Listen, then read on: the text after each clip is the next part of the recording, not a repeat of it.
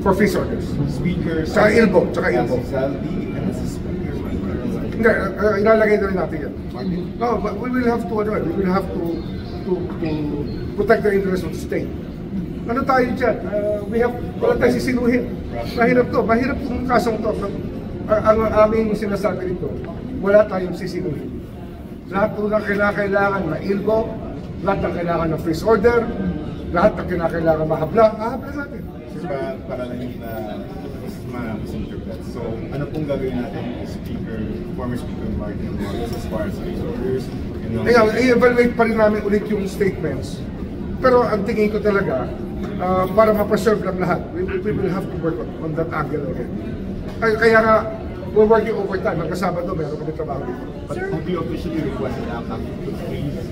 Hindi pa, pero that's coming very soon. It's a matter of ano. Makasuhan, sila ba i-arrest rin? Yung mga senador at congressman, once na makasuhan, sila ba i-arrest? Ano yan, matagal pa yan. Kasi preliminary investigation pa to. This is still the case build-up.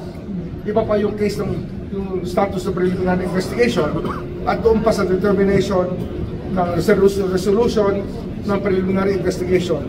Doon lang natin ipa-file sa korte. At sa korte ang mag-i-issue ng warrant of arrest. So wala pang agency? Wala pa tayo sa korte. Malayo pa tayo sa korte. Second, this amount at that amount, available by conversation at that? Hindi na available yun. Conversation is available past 8.8 million pesos. Thank you. Thank you.